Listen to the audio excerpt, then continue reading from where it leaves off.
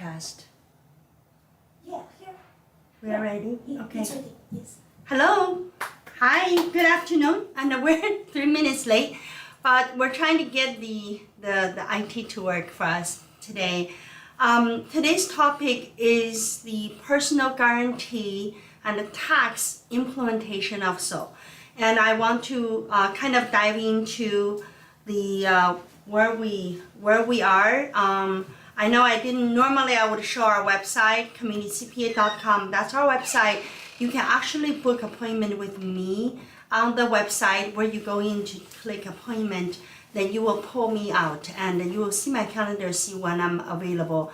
Other than that, really our website is a resources for you. You can figure out what Community CPA is doing. And the YouTube channel is another thing that I really like you to know.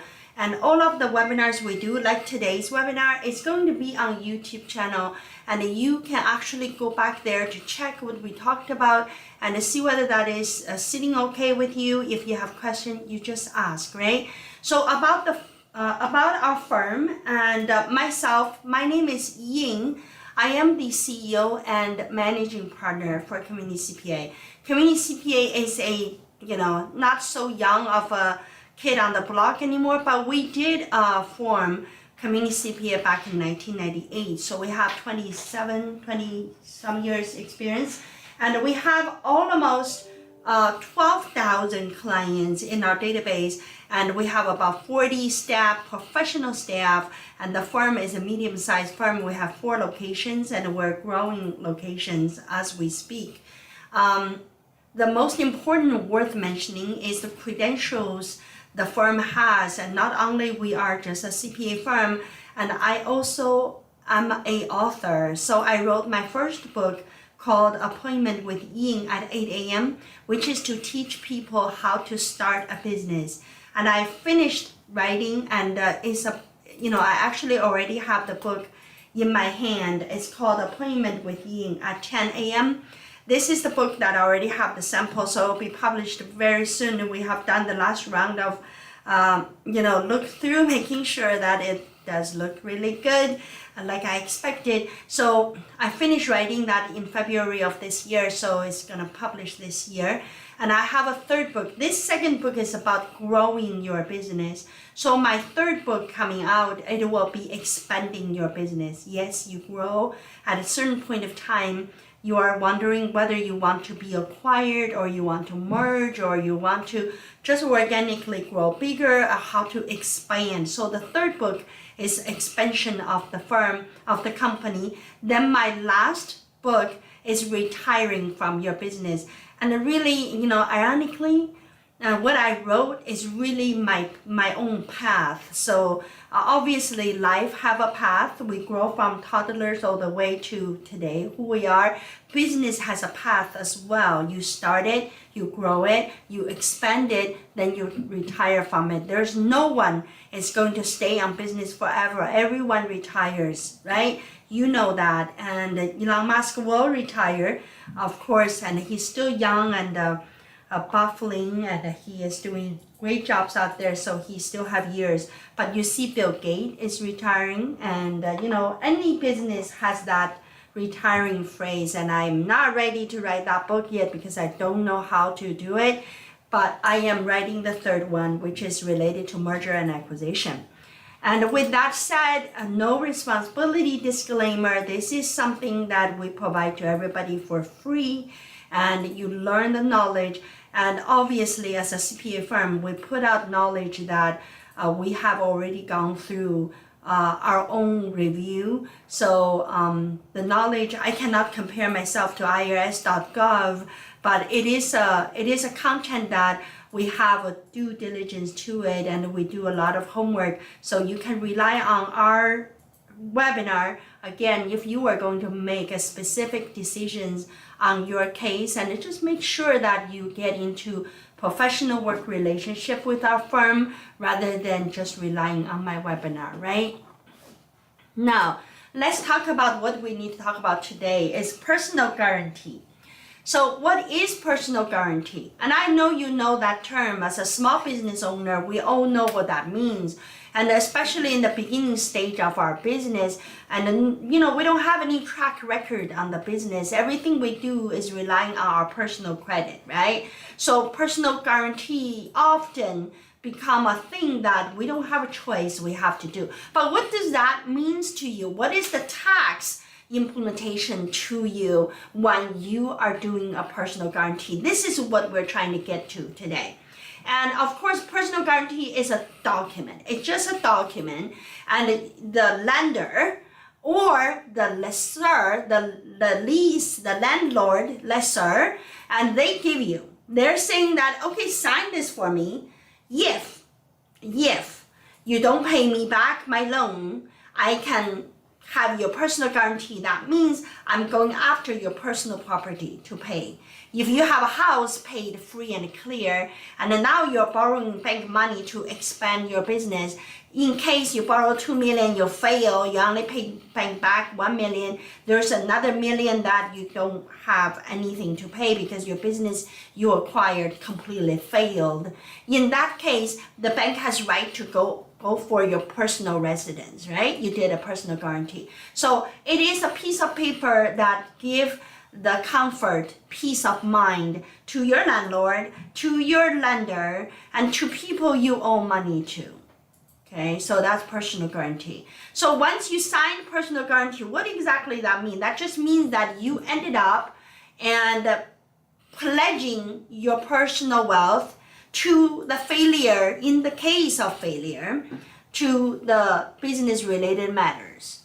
So with that said, and you know, a lot of us knows that we don't like to do personal guarantee, and you know, can you just get away from not doing personal guarantee? Maybe, maybe not. This is the negotiation you need to do, right? When you go to sign up a lease and the landlord goes, I want personal guarantee, and it's $20 per square footage.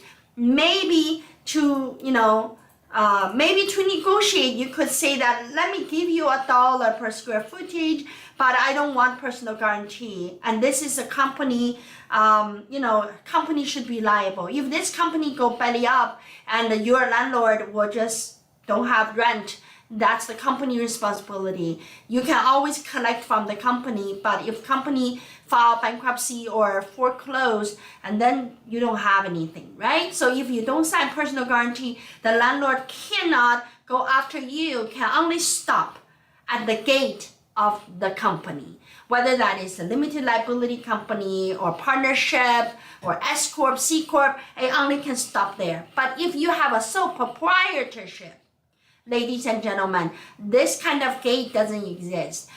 So proprietorship, you're pretty much on the personal guarantee for everything, because you didn't have a legal structure to protect, to separating you from your business, right? So in this case, we're talking about you have a limited liability company, you have a S Corp, C Corp, but you are leasing a place, the landlord goes, I need your personal guarantee. Then you will be figuring out what that means to you. So now let's do that. And I actually, there really isn't much of a need for the slides, but I am just gonna put the slides here so we can guide us talk, right? So I want to give you two scenarios. One is the loan scenario, the other one is lease scenario.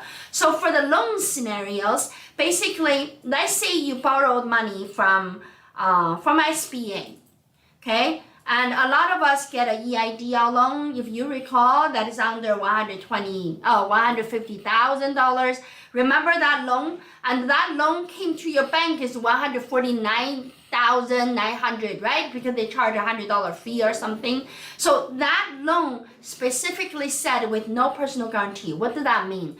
That means, let's say you run the business and you went belly up. Business couldn't make it, you closed it, and then SBA loan is still sitting there. SBA loan would, of course, want the business to pay. If you have money, your businesses can still pay, you're gonna pay. Because it is a 30-year loan, you have a lot of time to pay. It's about $700 a month and you're gonna pay for it, right? But what if you just close the business, no more activities, and foreclosed. It just doesn't do anything. I close the business, and then that is the end of it. So the SBA don't get your payment anymore because you didn't have personal guarantee. And then what do? They just gonna contact you, and then you can prove to them that the business filed bankruptcy or the business was dissolved and for reasons, and then ask for SBA to write off that loan. And you may ask me that, oh Ying, can I really write that off? And I just gonna be pretending that I closed the company, so I write it off. And I don't think pretending is a good idea, because to write that loan off, SBA will do their own investigation.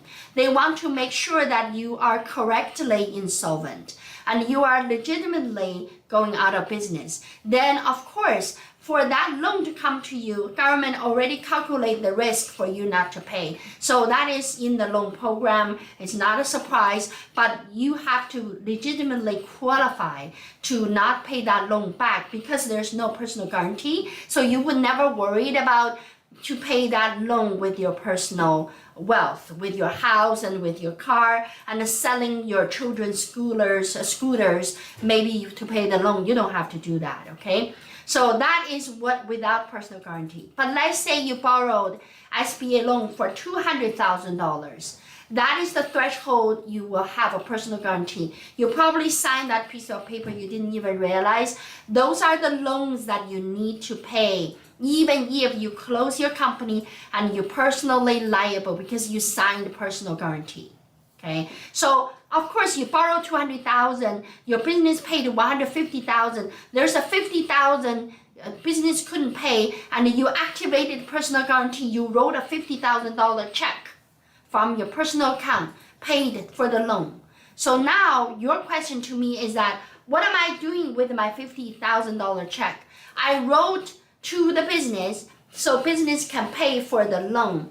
So when you do such a payment, you are actually not, that $50,000 is not your business income for sure.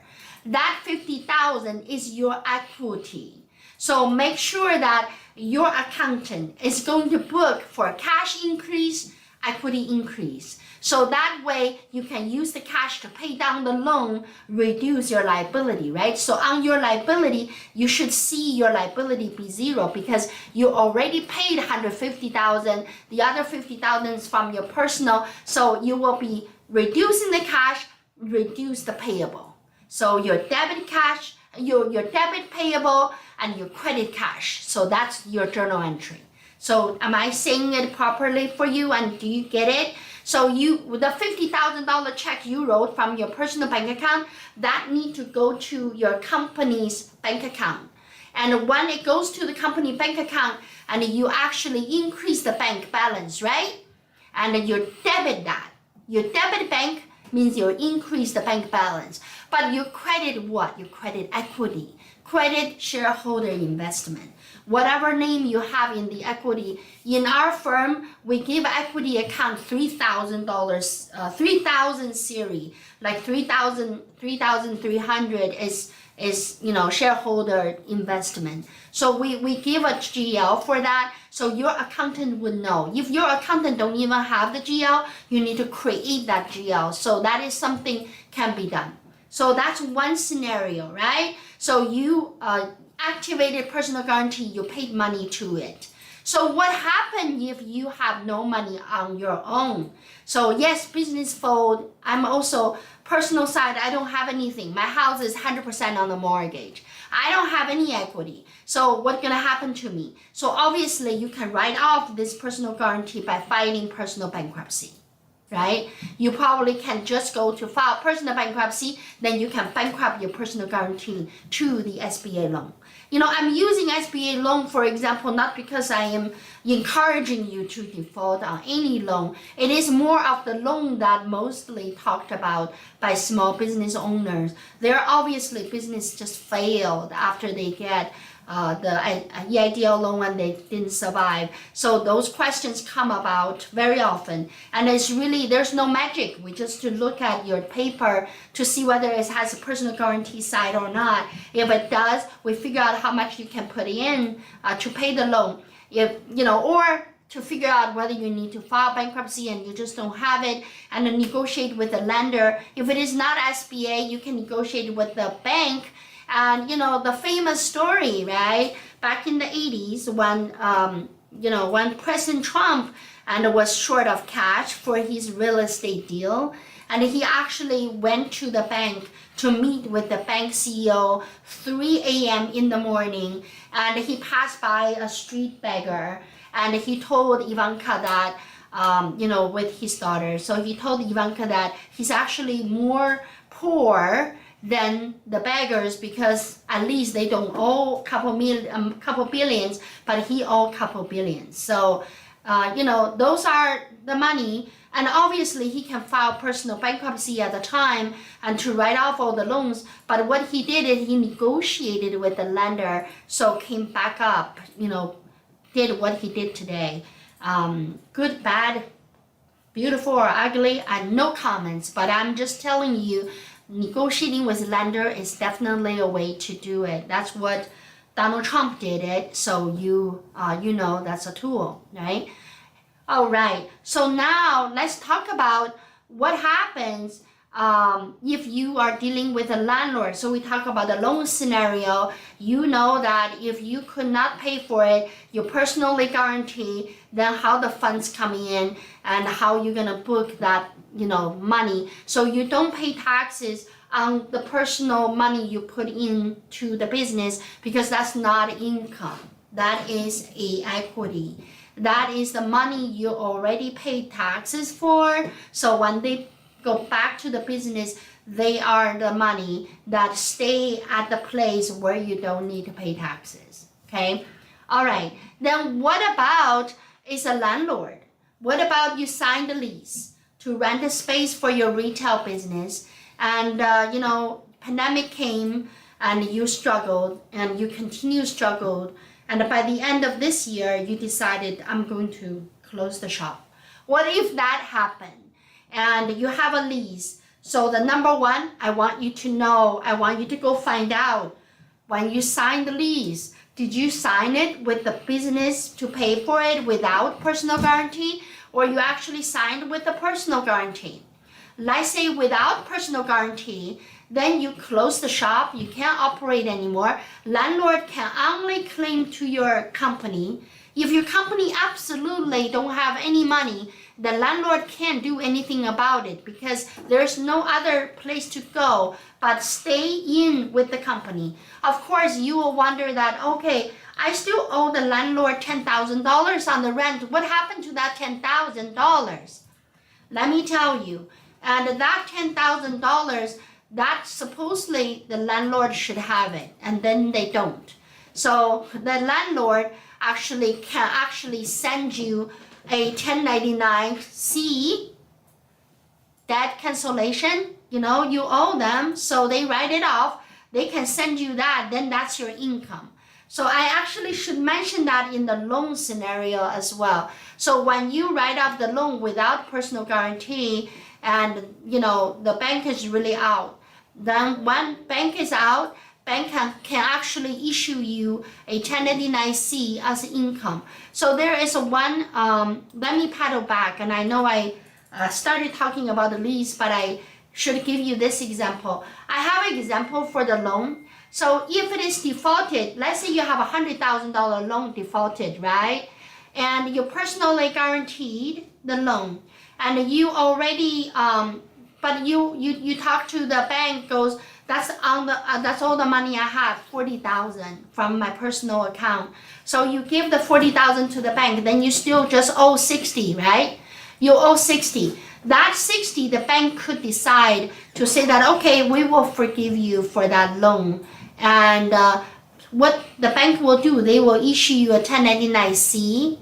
And at the end of the year, you're going to receive that $60,000. What do you do with the $60,000? It's going to include it in your tax return as a taxable income. So the loan that you didn't pay back, so think about it. When you borrow the loan, you got a whole bunch of money into yourself, right? You didn't pay taxes on the loan because they are loan, they're not income. But imagine that you don't need to pay it back. That means you got that money to yourself as an income. And you have it. You don't need to pay it back anymore. In that case, that becomes your 1089-C. So just be prepared. Some people are surprised by their 1089-C, but you know that it's coming, so you need to figure out all the expenses related to it. So sometimes, even though they issue a 1099-C, but you have other expenses to go with it, so you will reduce that, right? So you will reduce the taxable income. So the same thing in the landlord situation, that could happen to you. So you want to make sure to watch out whether you're going to get some additional income to yourself. And if you have a personal guarantee, the landlord going to go after your personal property. Okay, and then if you don't have a personal guarantee, it stops at the corporation. If the corporation closes, then, or dissolved, then the landlord has to end right there. They cannot collect anymore on their book. They're going to recognize their loss. Okay, they didn't receive it, they can recognize their loss. But on your book, you may recognize that as an income because they issue you a 1099-C, and then you will be paying taxes on the other income. If you have a personal guarantee, what happens? Then you will be paying the landlord in full with your personal money, and you're out of this personal money, right? Let's say you closed your company and you paid your personal money for $40,000 to this landlord, and the company already closed and you paid for $40,000. So remember I said earlier that that is your equity, right? That is your investment in the business, even though the business is dead, but you still invested in the business, right? So when you file your tax return for that year where you closed down your business, and you want to reflect your losses, and you reflect your losses in different ways. S corporation is one way, LLC is another way, and the C corp is different way as well. Just depends on what kind of structure you have. But one thing for sure, you're not going to lose it for no good reason. So you will have tax benefit coming out of the loss that you incurred. So don't walk away because of you didn't do a good business. You lost a lot of money, and you don't even want to think about it because it just makes you depressed. But one place you need to mention about your loss is your tax people. When you come to your tax people, when you come to Ying, you don't have to try to make up any glorious stories, and you just tell me exactly how much you lose, and we will work the taxes out so you actually will get some tax refunds over the losses that you incurred, over the personal guarantee you put in, and just only to make the bank whole or only to make the landlord happy, right? So if you did that on your side, you can get some tax deductions, and that part I want you to be aware of your tax implementation. Loss in business is a bank deposit account. I always say that in personal life, your girlfriend, boyfriend drop you and kick you, that loss, we don't have any tax treatment. But if you have losses from your business, there is always tax treatment. There is never a loss going out in vain. There is always some monetary compensation will come from the loss. Just keep that in mind. And today's time, we cannot cover all the different scenarios, but at least you know that loss is not a real loss. There should be monetary compensation back to you on your 1040, on your personal tax return. So as long as you remember that, and you will not miss a chance, you can do, businesses. You can start up businesses all the time. Maybe you fail the first 7, but the number 8 would be a good one. I mean, if you ask me, I have a client, I'm thinking about this client. he probably failed the first 4 business, but the number 5 was so successful. So successful. And we needed to use all of the past losses that she has on her book. So just make sure that treat your losses as your bank deposit and use it in the right time, use it for the right portion, so that way you can get the maximum tax benefit. So with that said, folks, and today we just want to touch on tax implementation for personal guarantee. So there is no personal guarantee paid in vain, and you want to be very clear about whether you need to do personal guarantee or not in the deal that you're dealing with. If you do, and know that there's always a way to take care of your benefit by accounting them properly. And this is topic that given by one of our client, and we always receiving your questions, so make sure you send your question in. If you have, we will do webinar like this to just give you that glimpse of a look for that specific subject and offer you some clarities in terms of in business. Some people said that, oh, personal guarantee related to bad debt. No, they're not exactly related. Let's say if I loan you money, you don't pay me back, and I need to have a bad debt, okay? Because I'm a lender and my debt went out to you and went in vain. But you are a borrower. You normally have other income if you don't pay me, but not bad debt. So don't get that confused, and depends on which side you're in. And you know, at the end, if it is really confusing to you, you know where to find us. You know, www.communitycpa.com, click appointment button and find me, and I'll be there. I will answer all your questions. Goodbye, and thank you for joining me for this